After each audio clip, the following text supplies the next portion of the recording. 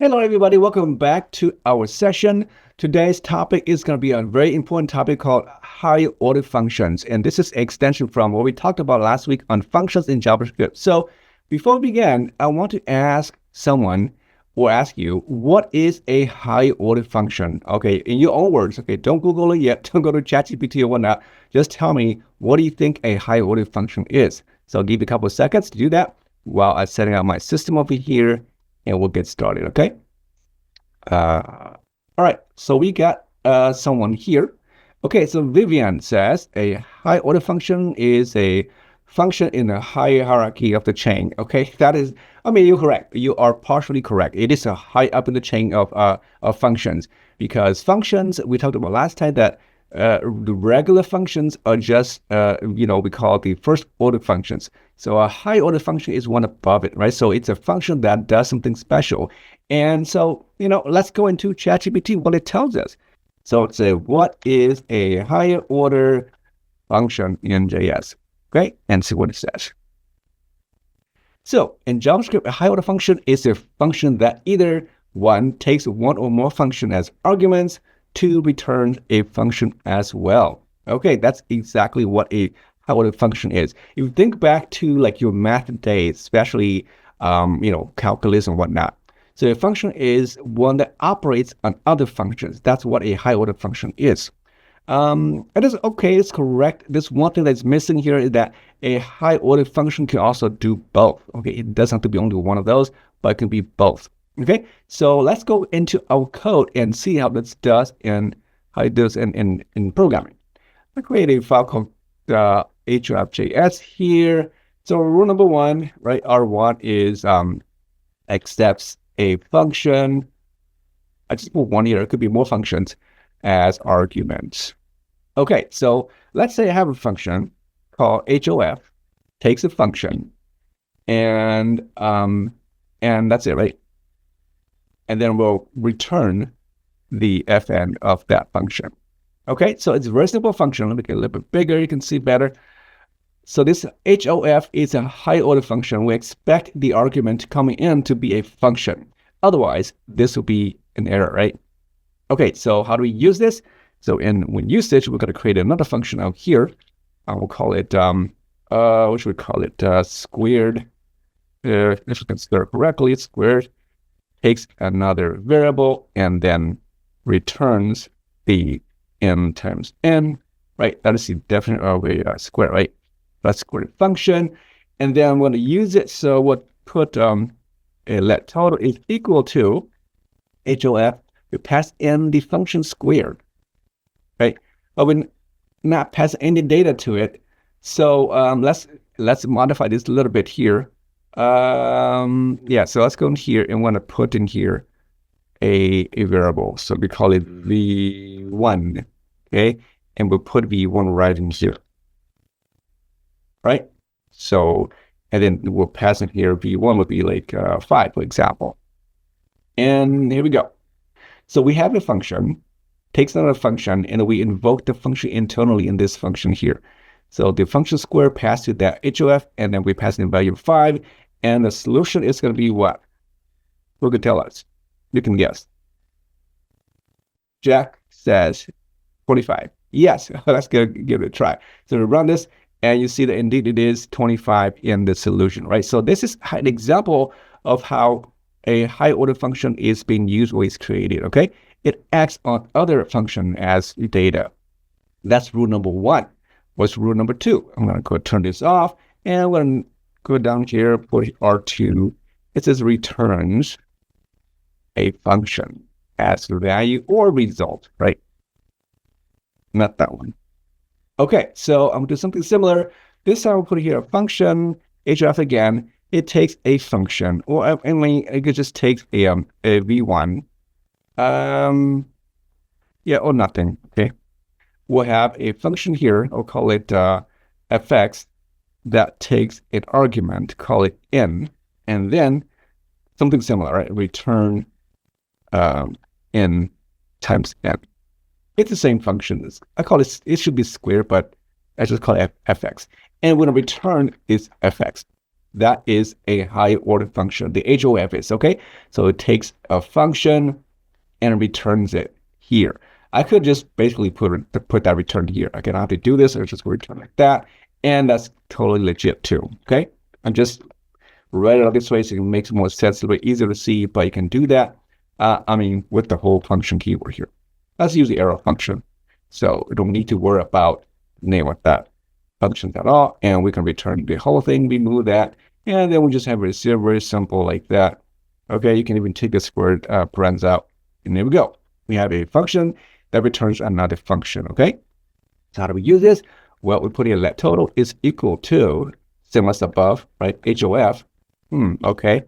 Just so I'm curious to see what this will look like. Anybody can tell me what total should be? Anybody brave out there? Let's see. Helen. Getting error. Well, okay. Yeah, not error, but I get what you mean. Like a regular function, maybe you might get an error, but that's not what I'm looking for. Kevin says you're gonna get a function back. And that's exactly right. Okay, so you get a function. The total is really the function what we decide to call in here. Okay, so we will run this now, and we're gonna get a function. It's called the anonymous function. Why is it called anonymous? We talked about this last week. Okay, anybody? Jack again? Yes. Yeah, it has no name. Exactly, right? So this function has no name, so therefore it's called anonymous. If you give it a name, like to give it a name, you have to use the function here, and let's say we call it f of x again, go back to what I had earlier, then we're gonna have a name. We should have a name, right? So you use that for one of these reasons, like to give it a name. So it operates the same thing. This time though, if I run it, you're gonna see that it has a name called fx, okay? All right, so it returns the function back, and because the function we return back, it's not being invoked yet. So the total now is actually that function called fx. And to use it, so fx takes another argument, and we, kind of squared it. So to use it, we'll do something like this. Total takes a value of, let's say, 10, and we square 10, and we're going to get a total of 100 back, right? That's expectation. Indeed, that's what we get here. Okay, so that is how high order functions are being created and how they're used in programming. And it looks like there's a question in the chat from Nathan. Nathan says, so when do we get to actually use this in a real life example? That's an excellent question, and that is a legit question. Okay, so I remember going back to like our math days, we take calculus, we take all these derivatives and whatnot. It's like, when do we actually gotta use this in real life cases? And that's exactly a question. So to see this, we're gonna go over here and create a let me see, index.html. Remember this all has to do with the web, right? So the web application, web page is an interactive, event-driven application. So therefore, high order functions are extremely important and useful in this context. And that's just why it's important you understand the whole concept. Okay, so I'm going to do something very quickly here. And I'm going to create a very simple button here, right? Spell a lot. So here, click me, and we'll add an ID to this button. We'll call it BTN click. Okay, so just for brevity, I'm simply saying I'm going to add the function the code right in here. You can see all on the screen. So I'm trying to access an element in the DOM. Okay, that's we'll call it event average registration. So first we have to target this button ID. So we'll get a variable, call it const btn document.get ID, and ID is called btn-click. Okay, so I'm doing is just register an event reference to that button here, then I can use it. So this is where the high order function comes into the picture. Okay, btn has a function called add event listener. Okay, this function is a high order function. Going back to that definition, right? It takes another function as argument. So if you look at here, the first element or the first argument is a type of event. So in this example here, we're going to look at a click event. Okay, the second argument or parameter is a listener. Okay, a listener is nothing more than a function that does something, right? It listens to the event, but it does take a function. So here, you usually put an arrow function like this because it's simpler. Okay, let me collapse this. So the arrow function, and then this function does take a parameter called event. It's globally accessible inside the function here, even though you don't see here it's there because because of the inheritance in JavaScript. But in here I could do something like this: console log event. Okay, you can put event here, you can put it here, it doesn't matter. Okay, it should still work. Now to see this in action, I'm going to fire this up in the browser. So you're not going to see here because it's built into the IDE, but I'm going to launch the browser so you can see a little bit better. And I'm going to bring it back over here. Oh, where'd you go? Sorry, off screen. We're back here. Okay, so I'm going to do the F12 to show the developer tool. And we're going to look at the event here and refresh this. Okay, so when I click on event, click me. Okay, you see that it returns the pointer event. And the pointer event here points to the pointer, which is the mouse event here, okay? And that is the event object, okay? So why is it so important? Well, this event here captures a lot of things. One of the most important things it captures is this, which is the element itself, which is the button event. So if I go here and type in event.target, right?